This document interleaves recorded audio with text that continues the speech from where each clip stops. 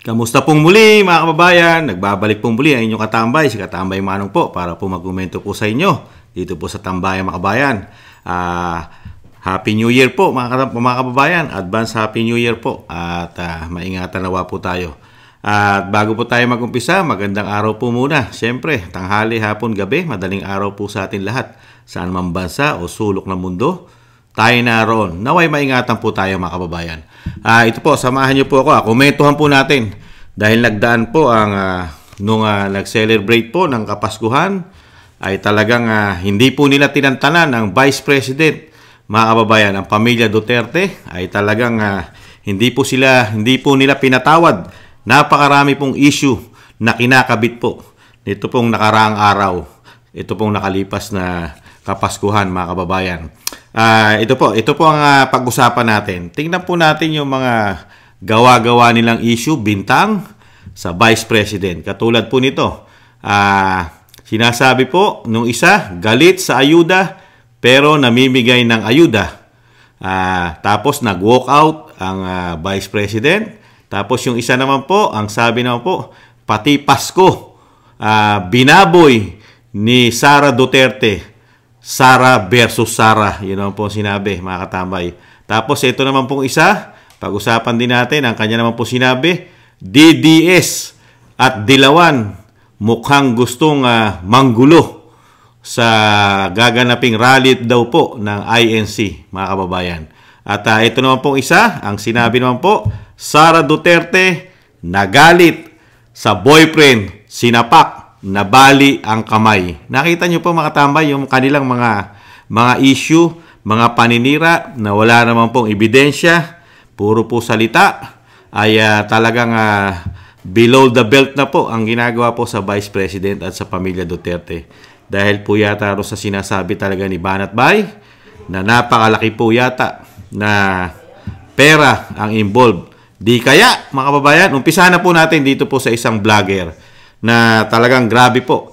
Yung nakita naman po natin yung kamay ng ating Vice President ay parang meron po siyang meron pong karamdaman yung isang kamay niya dahil nababalot po ito ng bandage o anuman ang tawag doon mga kababayan. Ay ito po, sinabi po ng vlogger Sara Duterte, ito po yun, nagalit daw po sa boyfriend at sinapak at nabali ang kamay mga kababayan. Ibang klase. Ito pong vlogger na ito ay si Streetwise with Takeru.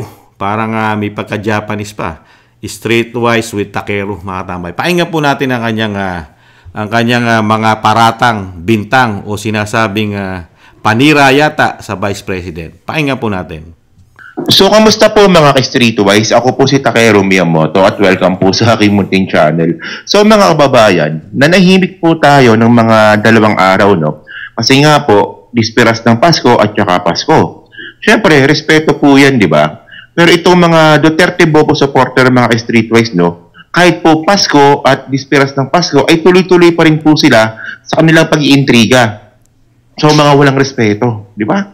So, ngayon mga kababayan, no? Well, speaking of intriga, no? Wala raw pong respeto ang mga sumusuporta raw po sa mga Duterte, mga tambay. Wala raw tuloy-tuloy raw po intriga. Di po ba ang sumasagot lang po sa mga issue na binabato, paratang sa mga Duterte ay yung mga supporters o yung naniniwala po na ang mga Duterte ay walang ginagawang pagkakamali sa gobyerno. Puro bintang. Di po ba? Ginagawan po nila ng issue. Sumasagot lang po. Pero itong mga ito, sila yung mga naninira. Katulad po itong vlog niya. Paninira po ito pagbibintang. Pero ang pinagbibintangan niya ay yung mga Duterte supporters daw po. Pero yung kanyang ginagawa, tama kaya yun sa paningin niya? Tama. Pakinggan natin mga kababayan. Kanya picture na yan. Okay. So actually mga kababayan, pangalawang beses na po natin nakita na si Sara Duterte po ay sinasaktan yung sarili. Kasi una mga kababayan, no, paano ko sinabi? Di ba? Wala po tayong nakukuhang detalye at malinaw na sagot kay Sara kung paano niya nakuha yung sugat niya sa leeg at saka ngayon naman yung bali niya sa kamay. So alam niyo ba, napaka-importante po nito mga streetwise na malaman natin kung ano ba talaga nangyari dito. Kasi nga po, di ba, malay ba natin na sinasaktan na po ni Sara Duterte yung sarili niya. Dahil po sa mga problemang kinaharap niya ngayon. Alam niyo mga kababayan, malaking problema po ito. Kasi nga, Vice Presidente, may problema sa mental health, sinasaktan yung sarili. Oh, so pag-usapan natin yan kasi... Grabe, no? Matindi po ito si Takero. Mga tambay, no? Nakita po ninyo yung mga sinasabi niya sa vlog niya. Vice Presidente, may problema sa pag-iisip, sinasaktan yung kanyang sarili. Parang sinabi niya na may depresya talaga ang Vice Presidente. At yung mga issue, no? Talagang akala mo may hawak siyang mga ebidensya na binibintang niya sa Vice President. Vice President ito. At isang abogado po ang Vice President, mga kababayan. Isang abogado. Napakadali po itong kasuhan. Dahil ito po ay talagang matindi po ang kanyang paratang sa Vice President. Ituloy po natin. Matapang po itong vlogger na ito. Mukhang abogado po yata ito. At sanay po yata ito kung siya ay kasuhan ng Vice President sa kanyang mga paninira. Ito lang, no? Yung picture po na yan, bago lang yan. Noong December 25 lang po yan. Nung namigay po sila ng ayuda. Tandaan nyo namigay sila ng ayuda sa Davao City. So, vote buying po ito. Vote buying ito. Kasi tama lang po natin, hindi po ayuda ang pinamigay ng mga Duterte. Matagal na po nilang ginagawa. Yung tradisyon na po ng mga Duterte, yung kahit hindi po halalan, taon-taon po ba may halalan? Tanong lang po ni Kamanong, taon-taon po ba mga kababayan may halalan po? Di po ba hindi? Taon-taon na po yun. Dekada na pong ginagawa ng mga Duterte na nagbabalik po sila ng utang na loob. Dahil ang ginagamit po ron ay taxes. Taxes po ng government city sa Davao. Government city po ng mga taga Davao, mga kababayan po ng dating Pangulong Duterte at ni Vice President Sara Duterte, yung mga taxes po ng mga taga Davao, ibinabalik lang po. Pagpapasalamat, napaagad na po kasi ng Davao. Walang utang. Zero po ang utang nila. Zero debt ang Davao City. Kaya yung po, hindi vote buying yon. Ngayon lang po ba ginawa yon ng mga Duterte? Yung magpamigay sa kanilang kababayan? Hindi. Mali po ito. Fake news. Sana po ngayon lang ginawa ng mga Duterte yan. Masasabi mong vote buying yan. Pero hindi Napakatagal na. Taon-taon nilang ginagawa yan. Taon-taon. Takero. Mag-research ka muna. Nape-fake news ka. Ang dami mong sinasabing paratang, bintang. Delikado ka niyan. Nang sinabi ni Sara, ito pakita ko sa inyo, no? May statement si Sara dito Ito. Panoorin nyo to, Pangalawa, huwag magpadala sa vote buying. Ang vote buying ngayon, legal na, hindi na illegal. Akap, ait, mait, tupad, at kung ano-ano pang tinatawag na ayuda. Nagiging legal ang vote buying. Bakit nagiging legal ang vote buying? Dahil kontrolado siya ng mga politiko ngayon. At meron silang kota-kota sa pamimigay ng ayuda. So yan yung sinasabi ko, yan yung proof ko na nagiging legal na ang vote buying na tinatago sa pangalang ayuda. Ayan So ayan daw po yung ebidensya ni Sara na yung vote buying po ay tinatago sa pangalang ayuda. So ngayon, may ebidensya din tayo mga kababayan. Tingnan nyo to sabi dito sa SMNI News, maligayang Pasko sa lahat. Tingnan, dating Pangulo Rodrigo Duterte at Vice President Sara Duterte sabay na nagtanghalian sa kanilang ancestral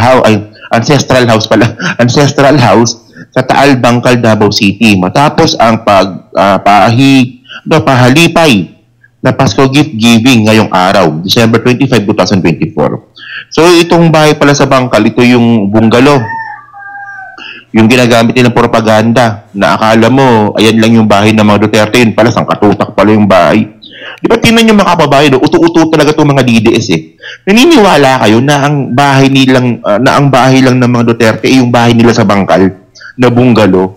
Sangkatutak po yung mga properties po nila sa Davao mismo, sa Mandaluyong, tsaka sa Metro Manila. Di ba? So ngayon, baka sabihin na naman dito ng mga bobong DDS na makakapanood sa akin, tulo palaban yan, Takero, ano lang naman yan eh. Gift giving lang naman yan. Pagbibigay lang naman ng regalo, masama ba yun? Actually, mga babayan, may post ang SMNI dito. Binura nila tong post na to. So sabi dito ng SMNI, no? Okay, back to back ayuda. Tama muna natin mga babayan, yung sinasabi ni Takero. Yung sinasabi ni BP Sara, totoo po yun. Kasi ngayon lang po nila ginawa yun. Dahil naglabasan po ang mga congressman. Nakita po natin ang mga congressman, yung ginawa po nilang sobra-sobrang ayuda sa ating bansa. Ngayon lang po nangyari yon sa ating bansa na naging powerful po ang institusyon ng Kamara at ang Speaker. Nakita nyo po ang mga ginawa po nilang ayuda magmula po sa pamumuno po ng budgeting ng Kamara. Di po ba? Nabuo po ang napakaraming ayuda. Di po ba? At nagagamit po talaga ito. Di po ba? Mismong Vice President na nagsabi na talagang napakaraming ginagawa po nila. Budgeting, lalo po itong huli. Meron po silang akap. Napakarami na po na pamamahagi at pagtulong ng DSWD, pero mukhang hinahawakan po ito ng Kamara dahil po isang damukal po ang ginawa po nilang budgeting. Di po ba? At ngayon lang po nangyari yan sa kasaysayan na ang mismo institusyon ng Kamara ay nagpaka. Di po ba? Executive. Sila na po ang kumukontrol yata. Di po ba? Samantalang yung sa pamilya Duterte, tradisyon na nila yon. Mahabang panahon na. Pero ikinakabit po nila yan para po gumanda lang po yung ginagawa ng administrasyon na sobra-sobrang 3 taon ng pamimigay ng ayuda. Bilyon-bilyon. Mga tambay, hindi naman yan ang solusyon ng problema ng bansa. Kawawa ang middle class dyan. Ang middle class na mga taxpayer, hindi naman nakikinabang dyan. Yung ginawa ng Davao, sa probinsya nila yung sa city. At hindi po yung galing sa national. Di po ba? Samantalang ang national, lahat tayo may contribute doon. Di po ba? May contribute tayo ron. National. Samantalang yung city lang ang ginawa nila. Nakinabang pa nga yung ibang kalapit probinsya, nagpunta ron. Di po ba? Traditional. Kahit hindi ay panahon ng halalan, politika, ginagawa nila yon. Malisyoso lang po ito, mga kababayan. Malisyoso. I-pass forward po natin, mga tambay. Talagang pass forward po natin. Bing. So may food pack, may pera. May pera daw. At may raffle prizes. Kasi kung gift giving lang yan, mga kababayan, okay lang yan eh. Yun nga lang, saktong eleksyon, may pera. At saka bakit binura ng SMNA itong post na to? Mga kababayan, taon-taon na nga nilang ginagawa yung gift giving. May parapon, may pera, taon-taon na yan. Ano kasalanan ng mga Duterte dyan? Matatapat ba ng halalan? Taon-taon nga. Meron bang halalan taon-taon? Yun ang tanong. Inaasahan na ng mga taga Davao yan. Ginagawa na po yan taon-taon sa Davao. Ngayon, ikinakabit nyo lang, pinasasama nyo kasi dahil halalan kuno. Pero sa isang taon ba, gagawin nila ulit yan eh. Gagawin nila yan. Tapos na ang halalan, gagawin pa rin nila yan. At sa susunod na mga taon, gagawin pa rin ng mga Duterte yan. Dahil tradisyon na nila yan. Tradisyon. Pero dito sa vlogger na ito, makapanira lang at magamit lang po ang pamilya Duterte ay talagang pasasamain niya. Hindi niya na inalam kung ngayon lang ba ginagawa ng Duterte ito, yung ginagawang pagbibigay. Di po ba?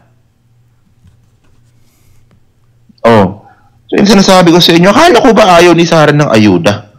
Kasi ang ayuda ay vote buying. Yan ang anong ginagawa nyo dyan? And besides dyan, mga kababayan, kita nyo yung pagiging double standard po ng mga bobong DDS, no? Bobo pa raw. So ngayon, ang hindi ko po talaga mawala sa isip ko, yung injury po ni Sara Duterte habang namimigay po siya ng ayuda, ng vote buying. So ito, no? Tingnan nyo dyan, pasayaw-sayaw pa siya dyan. Diba? Pasayaw-sayaw pa siya dyan, diba? So, kasi mga kababayan, ito yung gusto kong sabihin eh.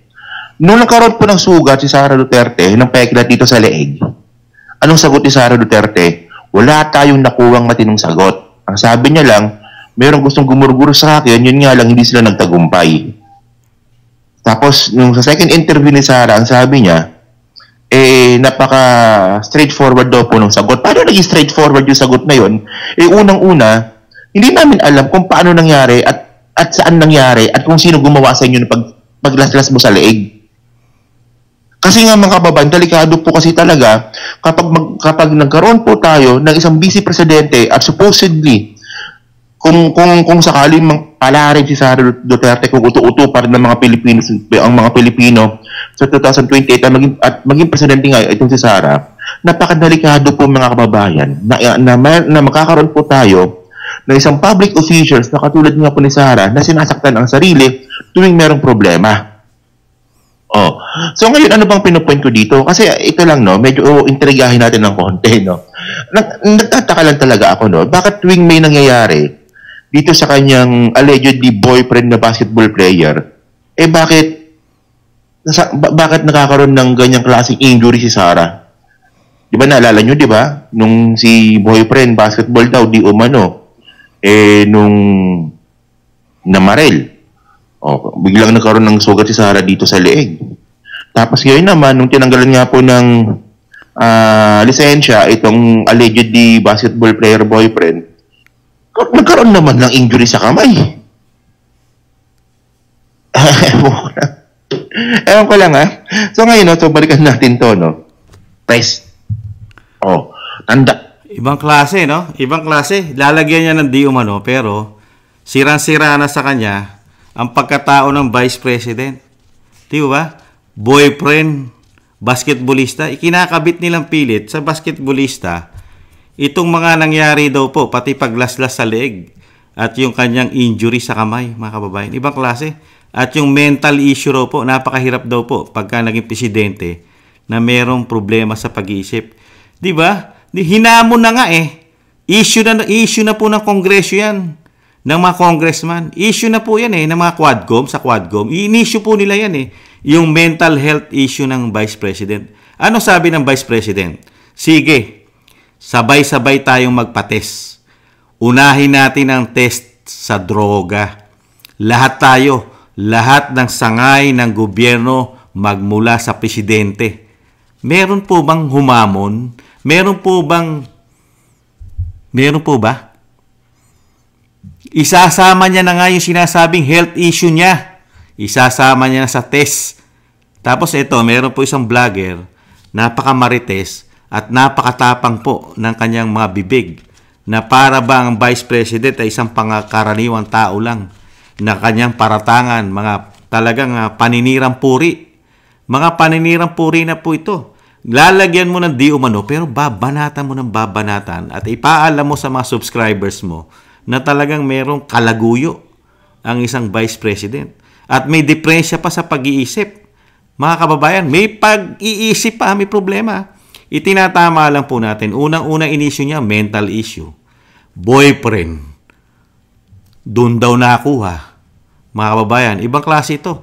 Tapos, yung pamimigay po, yung gift-giving sa Davao na tradisyon, minasama. Yan po mga tambay.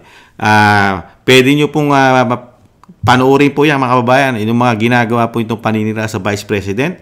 Isunod naman po natin itong isa mga tambay. Marami po ito. Yung ginawa po nila ito nung panahon po ng Kapaskuhan ay talagang bumanat po sila ng bumanat ang mga vlogger mga kababayan. Ito po, isunod natin ito, sikat naman po mga tambay. Yung sikat na YouTuber na magkakaproblema po ito kay Congressman Marcoleta mga tambay. Ito po, meron pati Pasko daw po, binaboy ni Sara. Ganon din po, pare-pares po yata sila ng topic mga tambay. Pakinggan po natin. Hello guys, what's up? It's me again, si Alicia nyo at nagbabalik ulit para sa ating panibagong video.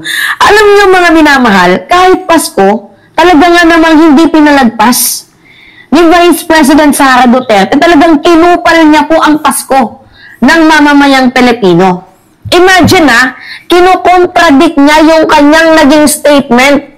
Kaya nga sabi ko sa inyo mga minamahal, walang isang salita itong mga Duterte, hindi nila kayang panindigan yung mga nauna nilang mga sinabing salaysay. Mga walang paninindigan. Ano yung akala mo, VP Sara, na nalilimutan na namin yung statement mo noong December 3, kung saan sinasabi mo na hindi ka marunong magpatawad? Anong akala mo? Nalilimutan na namin yung mensahe ng diwa ng Pasko mo? Yung mensahe na nais mo iparating sa mamamayang Pilipino? Anong akala mo? Nalilimutan namin yung kakupalan na binitawang statement mo doon sa Ifugao? Mga minamahal, tingnan nyo to Ito yung statement niya, December 3, 2024. Ang sabi niya, forgiving, giving, and loving. Lagi ko pong sinasabi na depende po yan sa tao. Pero dahil ako ay Vice President, kailangan kong sabihin yan po ang mensahe ng diwa at diwa ng Pasko. Pero po ako, hindi po talaga ako magpapatawad. Imagine, nagbigay ka ng mensahe sa nasasakupan mo, pero ikaw mismo, hindi mo kayang sumunod sa sinabi mo. Imagine parang ganito siya. Gumawa siya ng batas, pero siya din yung nag-obey sa ginawa niyang batas. Ganun po yung pagpapaliwanag sa statement ni Sara Duterte. Ano po natin, i-correct po natin mga kababayan. Ibang klase ito, di ba? Alam naman po natin ito, napakatalino po ito. Kaya nga po magkakaproblema po ito sa INC.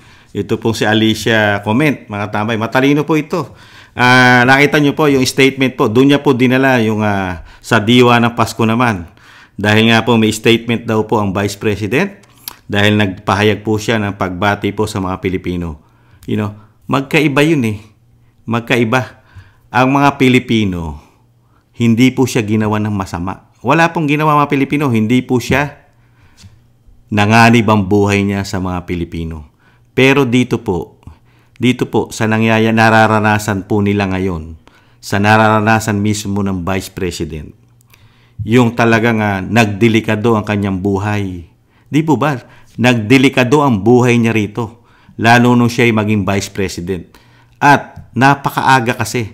Di po ba? Ibalik tanaw po natin ang pinanggalingan ito. Malalim po kasi ito. Malalim ang ugat nito. Itong problema na ito. Kaya po, personal po sa kanya ito. Bilang politiko. Ito po ay bilang politika. Sa politika po siya. Hindi po siya makapagpapatawad sa politiko. Hindi po sa taong bayan, hindi sa Pilipino. Mga kababayan, kahit kanino yung ginawa sa kanya, buhay niya, dignidad, pamilya niya. Di ba? Ikaw ba naman, tamnan ka ng tamnan ng mga gawa-gawang issue. Manganib ang buhay mo. Yung tinulungan mo makabalik sa pwesto. Maibangon mo ang iplido. Nakiusap sa'yo. Kamag-anak, kapatid, pinsan, asawa. Sinusuyo ka noong mga panahon na kailangan mo siya. Bilang dito sa hinahangad mo na makabalik sa kapangyarihan. Di po ba? Naibigay yan lahat ng Vice President Sara Duterte. Nanalo, yung walang kapag-pagasang manalo kung tumakbo ang isang Vice President. Real talk. Kasi po, nililigaw po ng taong ito ng napakatalinong vlogger na magkakaproblema po ito sa INC. Saka sa kay Marcoleta, kay Congressman. Ikinakabit niya po yung issue ni Vice President dito po sa political issue niya na talagang napakasakit po sa isang babae. Babae pong Vice President Tumulong siya. Nagbigay siya kusang loob niya, tinulungan kahit po ang tatay niya. Nilabag niya kasi ang tatay niya Mismo ang dating Pangulong Duterte, ano sabi po? Wag na wag mong suportahan yan. Dahil may issue yan. Gumagamit ng droga yan. Weak yan. Weak. Di po ba yun ang banat dati? Sinabi ng kanyang ama. Di ba siniway niya ito? Hindi niya sinunod ang kanyang ama. Ano po ngayon na nangyayari sa ating bansa? Lumaganap lahat. Bumalik lahat. Ano po? Maganda po ba ang sitwasyon ng bansa sa atin? Ang bansa natin ngayon? Di po ba hindi? Ganyan ang nangyari sa Vice President. Pagkatapos, siya mismo gustong pabagsakin dahil doon sa kapangyarihang ibinigay niyang suporta na makuha nila nung makabalik sila sa power. Di po ba? Lahat iginawa ng paraan para mapabagsak siya. Nagsama-sama na nga, di po ba? Sabi ng Vice President, pati makakaliwang grupo. Kulay pink, pula, dilaw, liberal, media, makabayang black. Mga vlogger na babayaran daw. Nagsama-sama. Sino lang ang tao lang ang Vice President sa pamumulitika? Sa politika niya dinadala yon. Hindi sa pangkalahatan yung Pilipino. Naranasan niya kasi yun. First time niya nakaranas na ganitong klaseng pamilya, ganitong klaseng tao ang nasamahan niya. Sa lahat ng binigay niyang suporta rito sa pamilyang ito, sa mga politiko na ito, ganito lang po ang naranasan niya. Ganito lang ang nakuha niya, kabayaran, kapalit. Respeto na wala, lahat. Pati pagpapalibing sa pamilya nito sa magulang na napakahabang panahon na naka-freezer. Tanging mga Duterte lang ang miyag balls. Ano po ang napala ng mga Duterte? Siraan. Siraan ng siraan. Pati pagkatao, sinisiraan na sa Vice President. Ginagawa ng issue, pati sa lalaki, may mga kabit. Sira ang ulo ng Vice President. Sira ang ulo, may lalaki, basketballista, di po ba? Ibang klase itong babae. Tinama lang po natin itong may magkakaproblema po. Na ang diwa daw po ng Pasko ay pagmamahalan, pagbibigayan, pagpapatawaran. Siya na mismo yung nagsabi niyan, tapos siya din mismo yung magbe-break ng kanyang statement. Like, sabi mo magmamahalan, magpapatawaran, magbibigayan, pero ikaw mismo ayaw mo magpatawad. Anong pangungupal to? Nakita nyo, kupal daw, pangungupal. Mga tamay, pangungupal na ang tawag sa Vice President. Magkakaroon ng maraming problema ito, mga tambay. Yung mga ginagawa nito, mga libelous po ito. Isang damukal po. Puro abogado po tinitira nito. Ang Vice President po ay abogado. Ang dating Pangulong Duterte ay abogado, prosecutor. Mga kababayan, halos lahat. Napakagaling na vlogger po nito, mga tambay. Nakita nyo po, yung sinasabi nga po natin, talagang mahina po ang pinagkukunan po yata ng ating kababayang vlogger, mga tambay. Unang-una, hindi niya kasi naranasan yun eh. Kung naranasan niya yun, manganib ang kanyang buhay. Siya na nga, Vice President na nga siya. Vice President na siya, pero nararanasan niya pa yon, yung panggigipit na ginagawa sa kanya. Ang tanging hangad niya lang ay maglingkod sa bayan. Di po ba? Maglingkod sa mga Pilipino. Pero ginagawa sa kanya yon, ginagamit ang puwersa ng gobyerno para siya'y pabagsakin. Di po ba? Ilan na po ba ang puwersa ng gobyerno na naghalos sa gusto siyang ma-impeach? Di po ba? Nandiyan ang DOJ. Gamit ang NBI, kapulisan sa mga nag-iimbestiga. Di po ba? At marami pang iba. Di ba? Nahandyan pa ang institusyon ng Kamara. Nakita niyo po yon? Kung yan ay dadanasin mo, Alicia Comment, baka hindi ka tumagal. Baka nagurgur ka na napakaaga. Huwag naman sana. Vice President na mismo. Kaya lang, napakahirap po kasi nilang gurgurin ng isang Vice President dahil wala po kasing itinatago. Wala po siya tinatago sa mga Pilipino. Hirap na hirap nga nila itong gawa ng issue. Di po ba hanggang ngayon, puro balita ang nilulutong impeachment, mga kababayan. Ayan, yan po yung isa pong itinama lang po natin, mga kababayan. Yung sinasabi niya pagpapatawad. Subukan mong danasin, Alicia, ang nangyayari sa Vice President. Baka napagmumura mo yon, Alicia. Baka ikaw mismo, araw-araw mo minumura ang mga yon. Komento na inyong lingkod. Ito naman po, mga tambay. Ito naman po isa. Galit sa ayuda, pero namimigay ng ayuda. Ganun na naman, ibang klase. Pakinggan po rin natin ito. Taga Maynila po yata ito eh.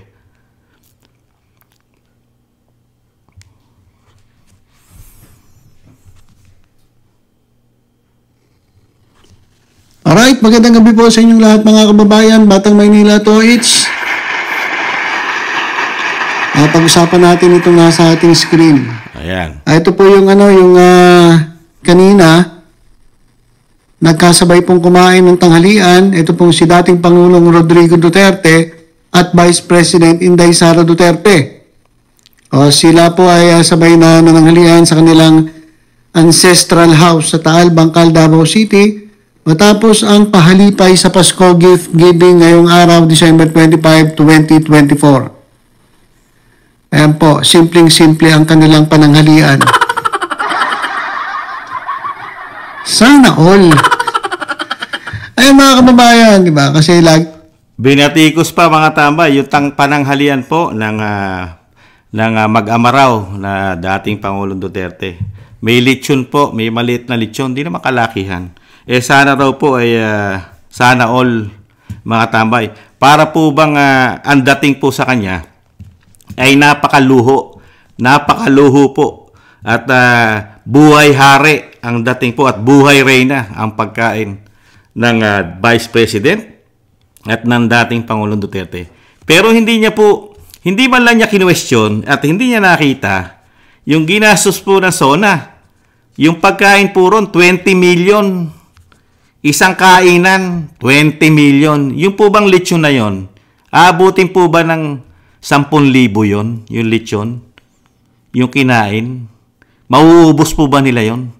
Kakainin pa rin po yun ng buong pamilya, buong staff, lahat po ng nahandon.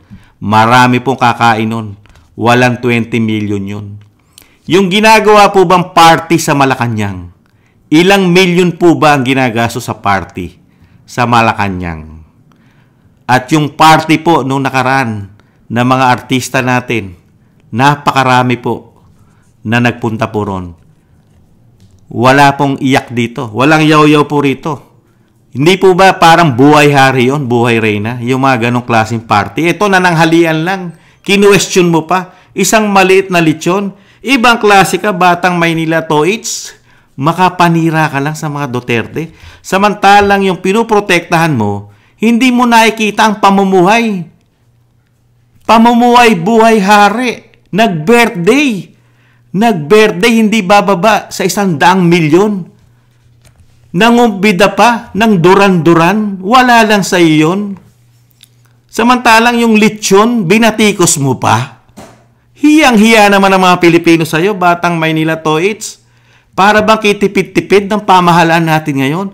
Ang bagong Pilipinas ba ay matipid?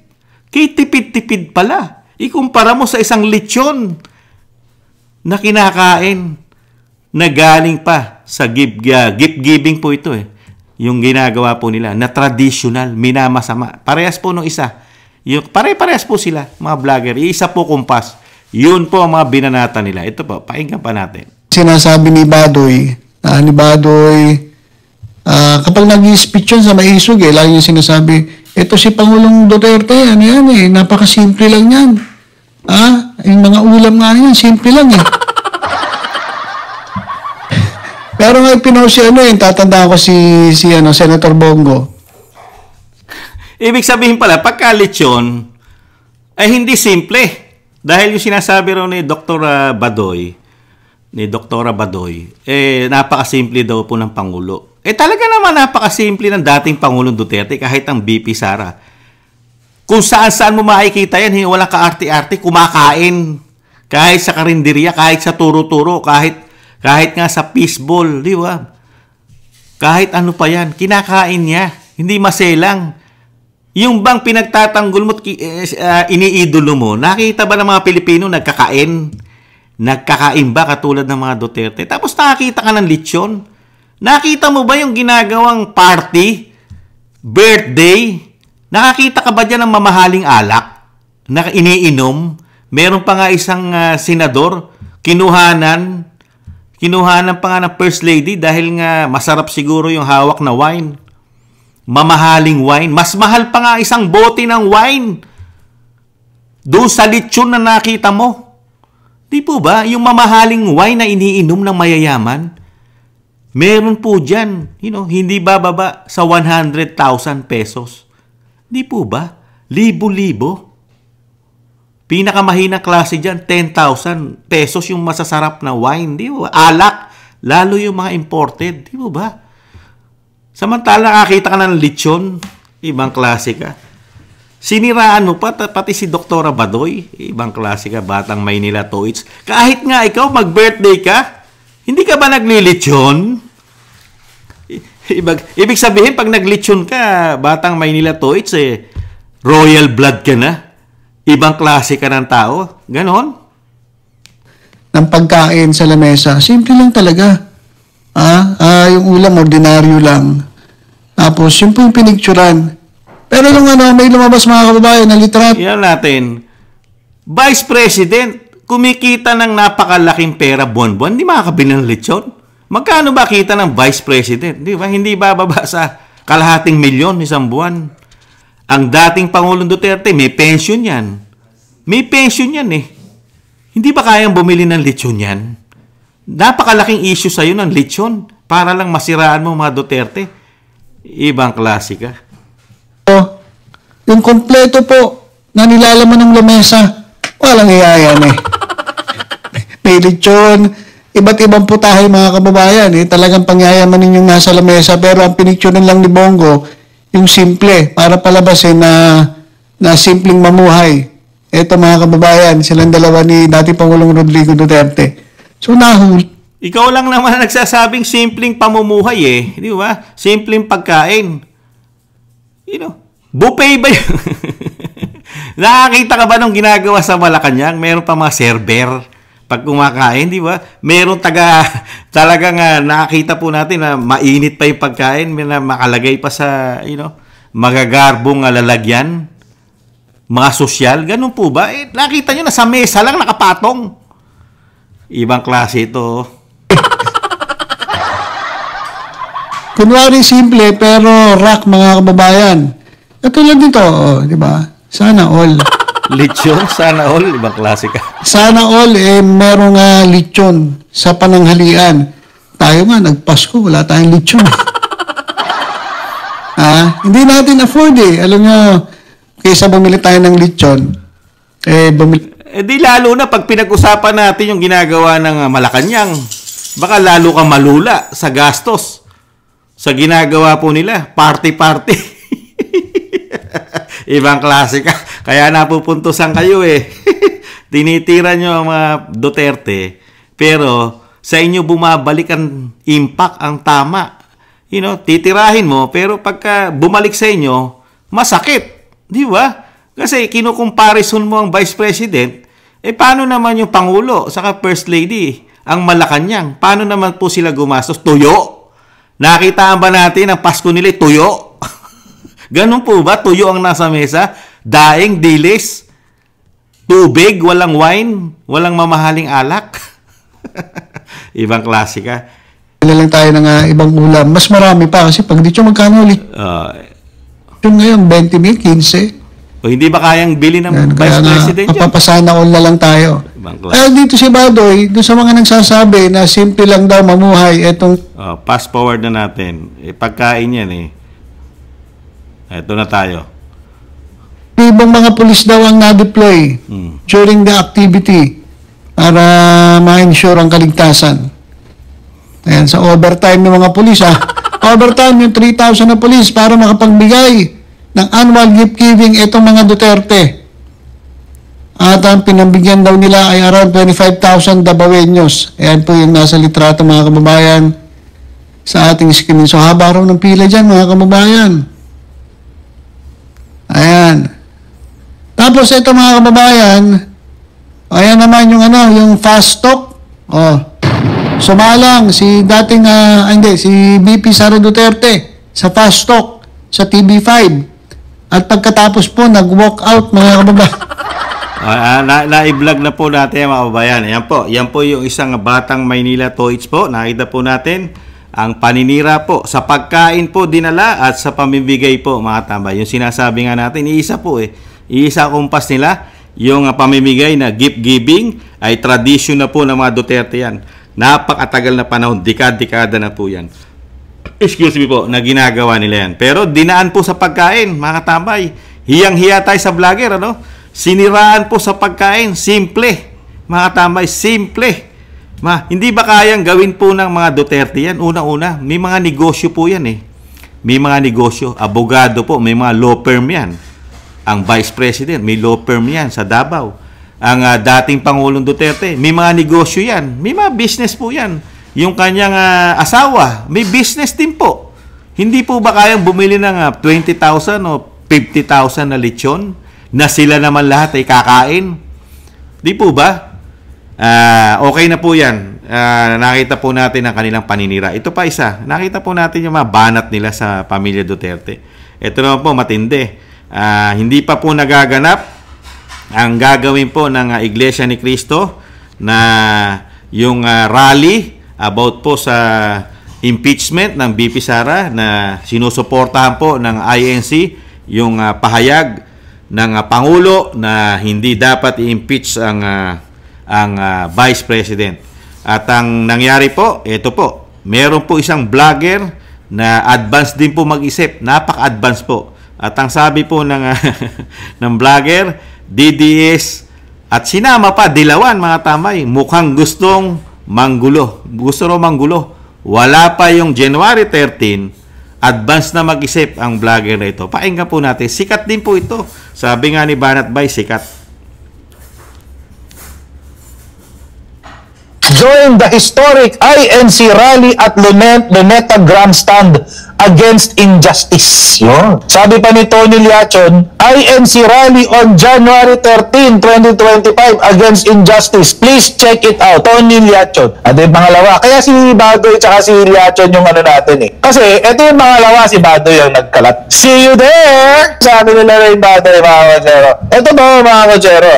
Ayan, ito pa isa yan, isang DDM yan. No? Mag-ready na, may date na, may location na, let's go! Hashtag salamat INC. Wala pa man din, mga katsara, wala pa man din. Hina-hijack na agad ng mga DDMs at ng mga Dilawan yung rally. Babala po, isa pong babala sa mga kaibigan po natin sa iglesia. Ito, mga kutsero, kumakalat po ngayon sa X.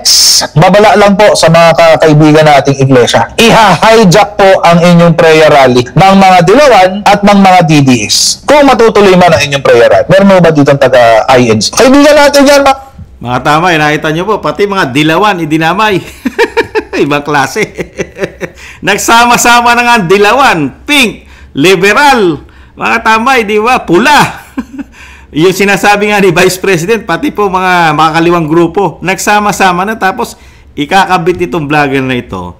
Yung mga Dilawan daw po, nasa mga Duterte. Kung sumasama sa mga Duterte yun, kagustuhan nila yon, mga tambay, dahil baka ibang klase na nakikita. At takot na takot po, mga tambay. Hindi nyo po napansin? Takot na takot po si Coach Jarrett dito sa gagawin ng Iglesia ni Cristo na ikundinahin ang gagawin po ng Quadcom na dito po sa Kamara magsisimula ang impeachment. Kasi kailangan po yung ipasa po ng Kamara yung impeachment na yun para po iakyat sa Senado. Di ba? Pero dito, nakita nyo po, mukhang natatakot po yata si Jarrett na ang supporters po ng dating Pangulong Duterte at ng Vice President Sara Duterte ay makiisa sa gagawin po, dahil po ganyan din po ang kagustuhan po ng supporters po ng mga Duterte, ng Vice President, siyempre po na talagang hindi siya karapat-dapat na ma-impeach. Kung meron man pong ma-impeach, ito po yun, sinasabi ng Vice President na napakaraming korupsyon laganap na ginagawa po, kasama daw po ang First Lady. At ang 2 tao o 4 na tao o 5 tao na kumukumpas sa pera ng bayan. Yan ang karapat-dapat na ma-impeach. Kung iimbestigahan po natin, iimbestigahan ng gobyerno, iimbestigahan po ito ng ombudsman, ang nangyayari po na pasabog ng Vice President, ay talagang ang may impeach po nito. Kung lahat ng sinabi ng Vice President ay mapapatunayan niya, ang gobyerno po ng bagong Pilipinas ay marami pong may impeach, mga kababayan.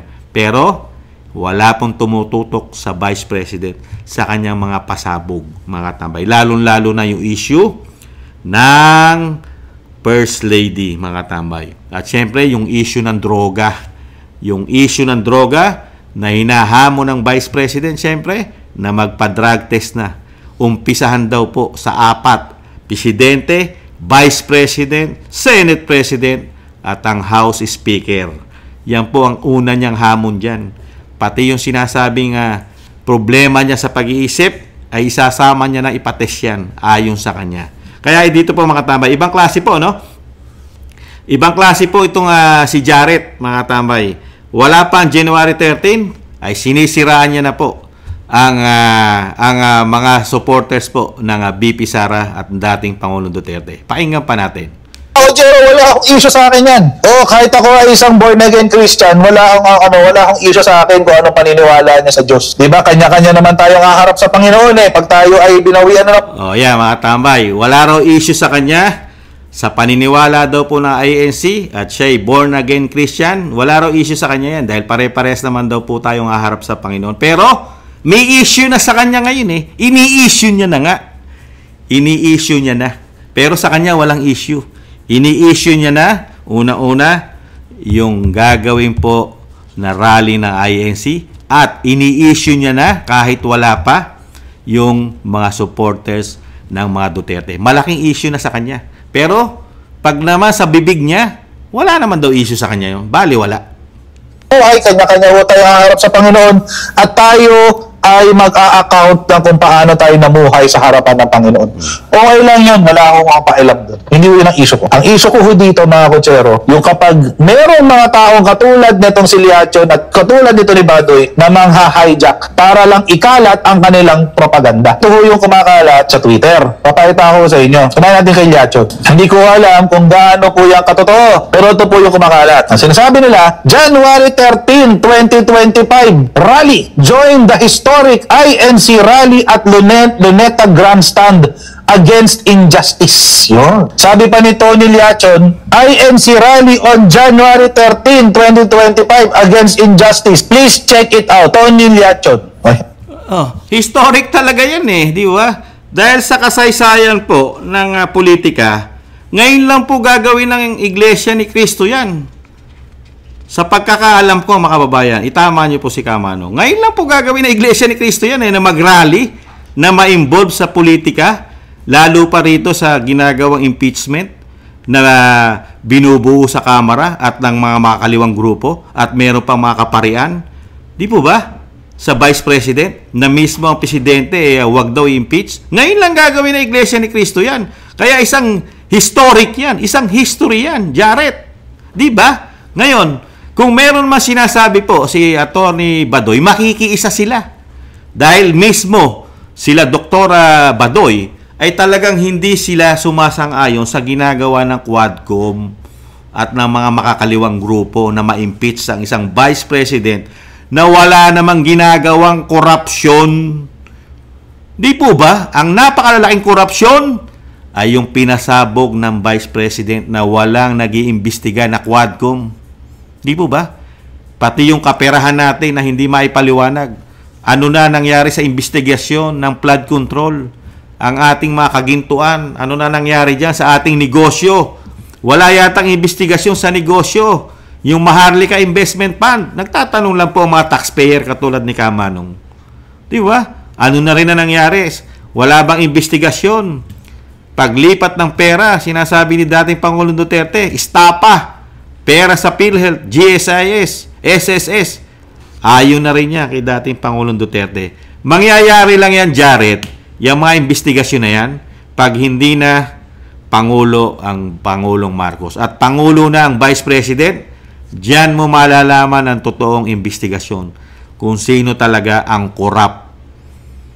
May imbestigahan na po lahat yan. Lahat ng mga politiko sa bagong Pilipinas. Di po ba? Sa ngayon, kontrolado po yata nila lahat ang sitwasyon. Kontrolado. Ito po, pakinggan pa natin. Nakasuot sa ilalim. Kita nyo naman, di ba? Nakikita nyo. Ayan, unang-una. At yung pangalawa. Kaya si Badoy tsaka si Liachon yung ano natin Kasi, ito yung pangalawa, si Badoy yung nagkalat. See you there! Sabi nila rin Badoy, mga kasero. January, same poster, January 13 Ang tanong nga natin, ano kinatatakot mo kung pumunta sila Badoy do, see you there? Ano kinatatakot mo, Jared? Natatakot ka ba? Bakit ka natatakot? Natatakot ka ba sa gagawin ni Badoy sa kana Iglesia ni Cristo kung sumama man sila? dito sa gagawin po na rally ng INC. Demokrasya ang ating bansa eh. Bakit ka natatakot? Demokrasya. Meron tayong freedom. Malaya tayong magpahayag, Jared. Mukhang kinikitil mo ang kalayaan ng mga Pilipino, lalo ni Atty. Dr. Badoy. Di po ba? Demokrasya tayo matagal ng panahon. Mukha yatang ibinabalik mo na maging dictator na naman, diktador. Ganun po ba? Binabalik mo ba yun? Parang may issue yata sa'yo. Nasasama ang grupo na sumusuporta kay Vice President Sara Duterte. Mukhang malaking issue sa'yo. Natatakot siguro ito, mga kababayan. Demokrasya ang bansa natin. Meron tayong freedom of speech, freedom of expression. Meron din freedom, kalayaan ng mga religions. Di ba? Pero kino-question niya ang freedom ni Dr. Badoy. Mga katambay. Ibang klase ka. 2025 rally, join the historic INC rally at Luneta Grandstand against injustice. Yan nasabi. Hindi ko po alam kung gaano po ito katotoo. First and foremost, hindi ko alam kung totoo po yan. Tingnan mo mga tambay, hindi niya pa pala alam na totoo. Pero, pinangungunahan niya na. Meron na siyang konklusyon. Buo na sa utak niya. Mga kababayan, ibang klase, no? Ganyan po ang mga naninira at talagang nakita po natin, matatalino po ang mga vlogger na sumisira po at talagang mga kasama po ito sa mga kritiko, kasama yata ito sa binuong demolition job sa mga Duterte, sa Vice President, sa dating Pangulong Duterte at sa mga kaalyado nito, mga kababayan. Nakita po natin yung pattern, pati po ang reliyon, ang religion na gagawin po ng historic na gagawin po ng INC ay kino-question po ng isang vlogger na natatakot na po yata, mga tambay, natatakot. Kasi, bakit nga naman susuportahan yung kung talagang mali at makasalanan? Sige, bigyan natin ng logic. Natatakot eh. Bakit susuportahan ng INC ang pagiging sinasabi nga na hindi dapat i-impeach ang isang Vice President? Kung alam din ng INC na napakaraming kasalanan ng Vice President at napakakurap. Sa tingin nyo, ganun ba kahina ang INC? Ganun ba kahina ang mag-isip? Ang pamunuan ng INC, nakakampi sila? Kakampihan nila ang politiko na isang kurap na pinagbibintangan ng mga ito, tulad po ng mga kalimang grupo na nagsampa po at pilit na gustong impeach ang Vice President. Di ba? Sa tingin nyo, gagawin ng Iglesia ni Cristo na yun na kahit sabihin ng Pangulo na, di ba ano sabi ng Pangulo? Huwag pong i-impeach ang Vice President. Susuportahan yan. Sinuportahan ng INC yung sinabi ng Pangulo. Kasi mismo ang Pangulo, sa puso't isip niya, magkakaproblema siya. Kasi bakit mo i-impeach yung wala namang kasalanan? Ginagawan lang ng issue. Bakit ko nasabi? Kasi mismong COA ang nagsasabi, walang korupsyon ng Vice President, ayaw lang ibalita. Ayaw lang ibalita ng mainstream media yung mga report na natapos na ng COA. Di po ba? Kahit po itong mga vlogger na ito, ayaw po nilang ibalita. Kaya nga, mismo ang presidente, hirap na hirap din po na sabihin niya at suportahan niya ang ginagawa ng institusyon ng Kamara. Kasi ikababagsak niya ito. Mapapadali kasi, komento na inyong lingkod, mapapadali ang pagbabagsak o ang magiging problema ng presidente. Madali po siyang magkakaproblema dyan pagka in-impeach mo ang Vice President. Aalsa po ang taong bayan. Ang administrasyon po ng Bagong Pilipinas ang napakaraming pumuputok na issue pagdating sa korupsyon. Tapos isang Vice President ang i-impeach mo. Di po ba? Kaya nga ang INC, hindi yan bopols, hindi yan bobo. Alam nila ang nangyayari sa politika sa ating bansa. Nakatutok din sila. Nakikita nila nangyayari. At alam din nila ang ginagawa ng mga quadcom, mga congressman. Alam nila yan. bakit nga sila susuporta? Bakit sila pipigilan? Bakit nila pipigilan ng impeachment ng Vice President? Kung yan nga yung sinasabi nga natin na maraming issue na korupsyon yan. At totoo lahat ang sinasabi ng mga kaliwang grupo riyan. Kasama itong mga congressman. Sige nga, mag-isip-isip ka, Jared. Di ba? Kaya dito, sa nakikita po natin, mukhang ang Jared medyo mukhang kasama na yata dyan yung kanyang kinatatakutan. Baka po yata yung sinasabi ni Banat Bay, baka ma-stop. Kasi kung magkakaproblema ang administrasyon, baka po ma-stop yung pakinabang yata nila. Yung mga sinasabi ni Banat Bay na malalaki po yata ang pakinabang. Kung magkakaproblema, dahil kinatatakutan na nila. Kinatatakutan na ni Jared ang binubuo po ng INC na sinasabi niya January 13 o 14 o 15 man yan. Diba? Nagbibigay na siya agad. Nagbibigay na ng babala, mga tambay. Pinangungunahan niya na. Yung sinasabi nga natin, malaya ang ating bansa. Demokrasya, mga kababayan. Yan po, mga tambay, ang ating kinomentohan. Nakita po natin ang mga vlogger na talagang nakatutok po. Kahit po ang sumapit na Kapaskuhan, nagkaisa po sila na talagang batikusin ng batikusin, hanapan po ng hanapan ng issue na tayo naman sumasagot lamang, itinatama lang natin ang ipinakakalat po nila sa kanilang mga vlog, mga babayan. Itinatama lang po natin kasi karapatan din po natin questionin. Malaya po ang ating bansa. Demokrasya po ang ating bansa. Katulad po nitong sinasabi po ni Streetwise with Takero na talagang ibang klase po ang sinasabi niya sa Vice President para po itong ay may depresya na sa utak. Tapos yung nakuhang yung laslas sa leeg, yung injury sa braso, ay itinutumbok niya na dito sa basketballista. Ibang klase.